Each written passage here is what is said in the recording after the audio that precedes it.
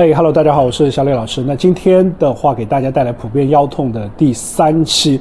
如果说你经常咳嗽，然后一个咳嗽，或者说打了个喷嚏，或者说翻身起床的时候突然之间腰闪了，那这样的一种腰痛的话呢，到底是什么样的原因？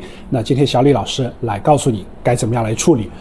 那最近的话呢，可能很多朋友的话呢，像我一样，就是刚阳康得了新冠之后，那会有一些后遗症，就是你会不停的去咳嗽。那咳嗽的话呢，是大家双手这样插一下腰，然后用力的咳嗽一下，你会发现你腰这一块、核心这一块的一个腹横肌，它会伴随着你每一次咳嗽进行一个强有力的收缩。那就像任何的锻炼，或者说你经常逛街一样，一块肌肉或者说是一个筋膜长时间的受力，频率比较高了之后，特别是有可能你咳嗽咳了好几天，它就会疲劳，甚至疲劳到一定程度就会挛缩，就会怎么样？限制你核心的一个运动。那核心的话呢，主要就是什么？我们讲过旋转。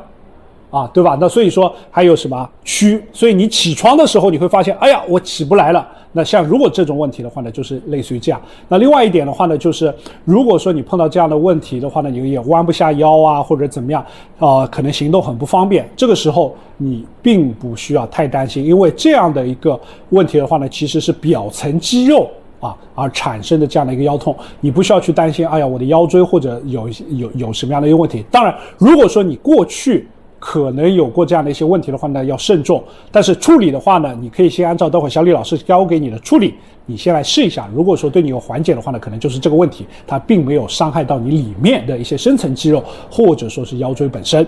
那接下来的话呢，小李老师来教你一下该怎么样来处理。OK， 那接下来教大家怎么样来处理。那前筋膜的放松的话呢，有点类似于我们平常见到的叫擀皮。那具体擀哪里，或者说前筋膜放松哪里的话呢，主要就是我们侧面这一块，当你咳嗽的时候会顶你手的这一块肌肉你可以找一下，特别主要是侧面。那怎么样去擀呢？你可以2个手类似于这样也可以一个手从后面往前这样推。当然2个手的话呢，你覆盖的面积会比较大，会比较好一点。那一个手的话呢，你就这样一路推往下，这样往下，那2个手这样弄。这里要提醒一下，如果说是你的筋膜粘住的话呢，可能会非常非常的痛。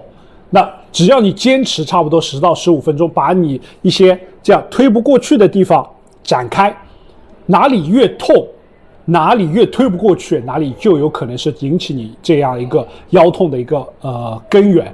那你稍微处理一下之后呢，你感受一下，如果有特别明显的好转，那就是这样的一个位置筋膜产生了一些粘连。